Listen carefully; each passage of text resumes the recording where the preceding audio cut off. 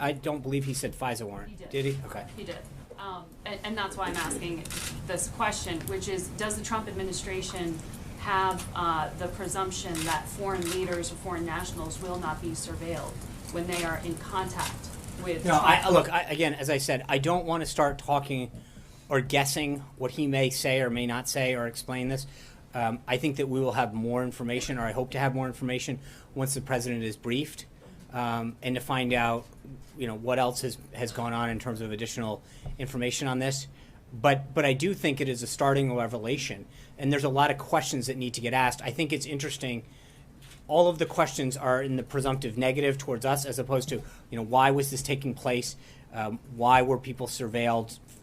Ostensibly they were involved in the campaign. Because it's not. No. The question is the question. Presumption. What was your presumption that foreign nationals? Well, no. It's not a presumption. Actually, I'm not the one.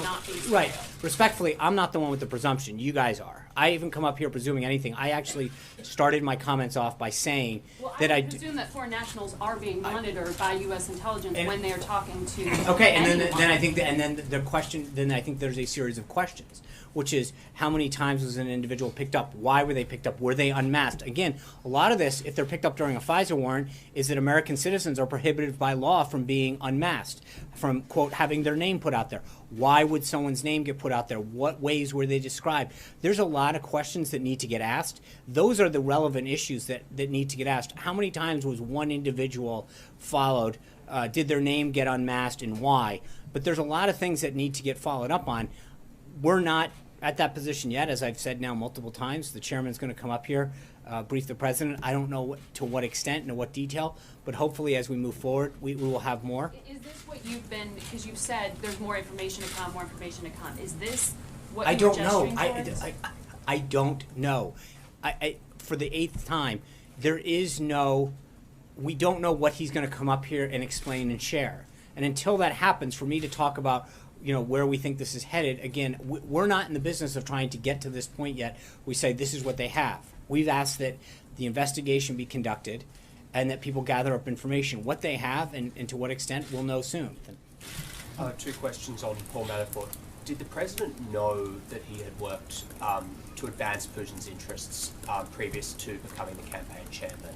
No, I don't think the president was not aware of Paul's clients from last decade. But no. Is that a problem? Now that all this is coming out, and what is coming out? What else don't we know? I mean, where he went to school, what grades he got, who he played with in the sandbox. We didn't know Michael Flynn was okay. Thanks, Peter. I'm having an answering question. We're all part of the conversation. No, you're not actually. The answer to your question is, I think to talk about someone having a client from 10 years ago that had a consulting company with clients from around the world. Paid millions of dollars to advance Putin's interests. I don't know what he got paid to. If you listen to what Paul's... the documents Hold say... on. I understand. I'm going to answer your question, if you give me a second. That he was a consultant.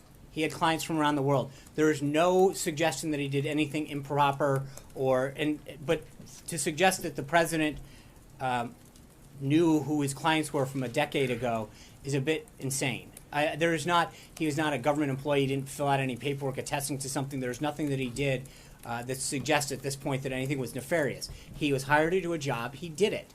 That's it, plain and simple.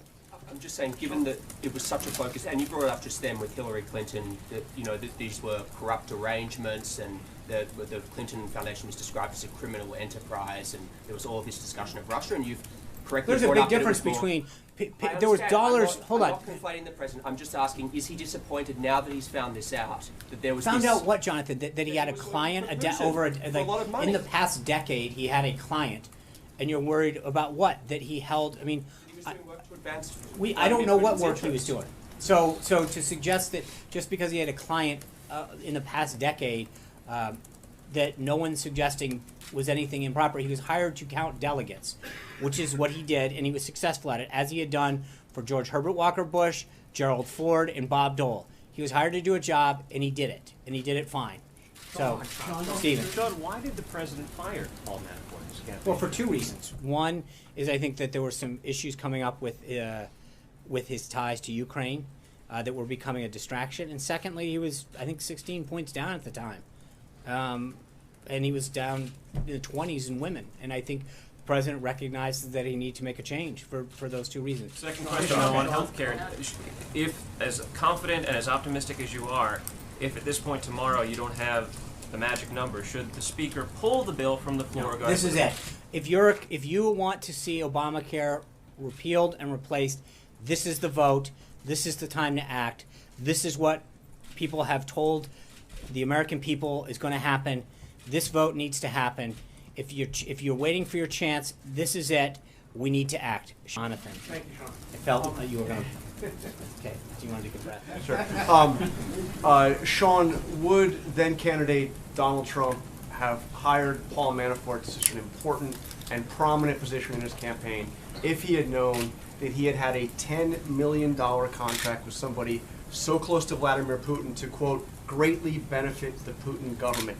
If he had known that, would he have hired him? I don't know. I don't want to. Paul was hired, as I said, to count delegates. That's why he was brought in, as he had been for George W. Bush, Gerald Ford, Bob Dole. He did his job. That's what he's there for. And to run the campaign. I mean, he was chairman of the No, campaign. after Yeah. what, May 19th or something. But again, I'm not going And to run the convention. I mean, you'll acknowledge it was a very prominent role. Yes, yeah, but to as he had done for the other three, he had held very significant. Look, so again, you're basically saying, hey, the work that he did, he had a client a decade ago. Would he have? I don't know the answer to that. $10 million to promote the interests of Vladimir Putin. I don't. The answer to your question, I don't know. To look back right now and to say, if we knew now what we know then, would we have done things different? I don't know. That's a question that the president would have to weigh at the time. Well, he definitely didn't know. No. You're saying he didn't know. No, he had did not idea know. that Of course Manafort not. had done this. To suggest that, I mean, that's like you can think about how many people are involved in a campaign of some sort. And granted, in this campaign, it was run lean and mean. But to suggest that everybody knew everybody's background, did they pay their taxes? How much did they pay? What deductions did they take? Who did they work for in the price? He disclosed that? I mean, he didn't Disclosed work for what? That he he had didn't done work work- on behalf of an adversary of the United States. Again, I'm not here to vouch for what he did or how. I don't know. But I'm just. The president I don't would want to know, wouldn't he? Maybe not. I don't know what the circumstances were at the time, and I don't know what exactly worked. So for me to start to infer that what he did or did not do was anything improper is not appropriate at this time. I don't know what work he did. I know what he was hired to do, and he did his job. Shane. I want to ask Sean? about Paul Manafort here too. You're saying he wasn't. Are you saying he wasn't disappointed to learn in the last 24 hours? I don't that know. I his haven't asked strategist worked for the. Vladimir Putin? I don't know. No, because again, you're. What was his I don't know reaction? because the story that came out this morning said that he had this client. Paul's put out a statement that suggests this is what he did. This is how he handled it.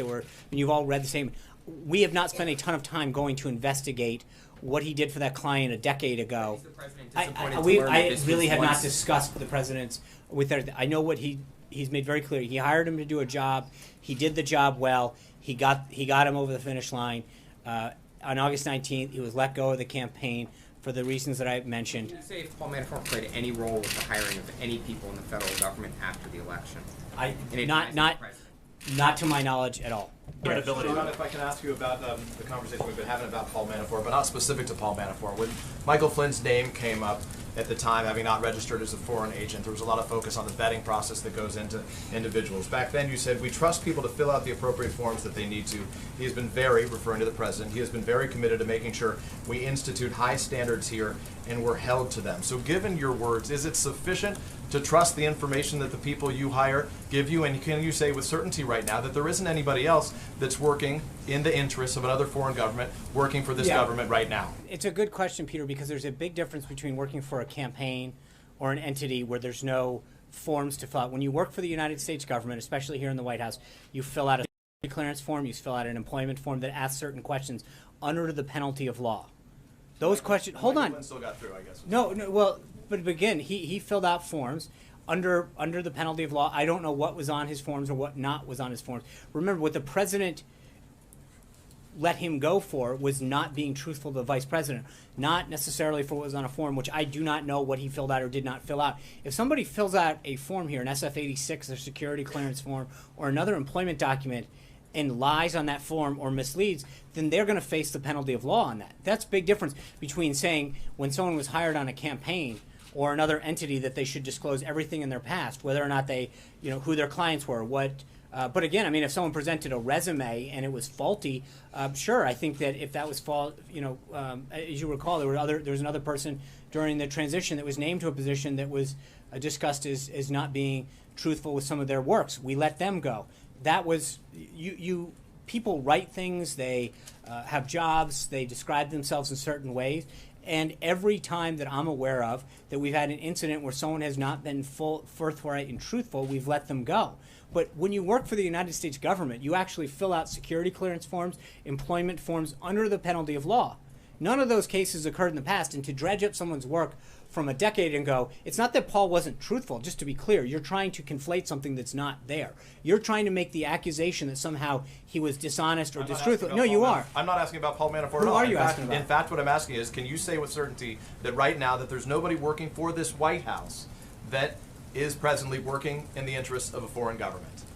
I can tell you that every form has been filled out. That So you trust that there's absolutely. You've got to. I mean, people are filling out forms. So to sit here and ask me whether I can vouch for whatever it is, a few hundred people that have filled out everything, that would be ridiculous for me to stand here and suggest that I possibly could. What I can tell you is, under the penalty of law, every single person has filled out a form that is being vetted by whatever level of classification that they need to get by the appropriate law enforcement agencies or HR entities.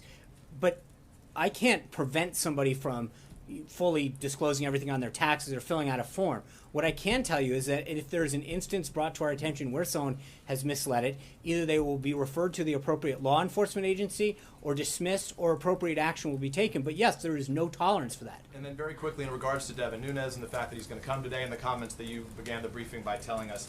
On March 4th, the president tweeted, "How low has President Obama gone to tap my phones during the very sacred election process? This is Nixon Watergate, bad or sick guy." Does the president stand by his statement that President Obama is a bad or sick guy? I think the president's tweets stand for themselves. So We've he talked thinks about he's a that. bad or Hold on. sick guy. I'm going to answer the question. Okay, thanks. Well, you said it stood for itself.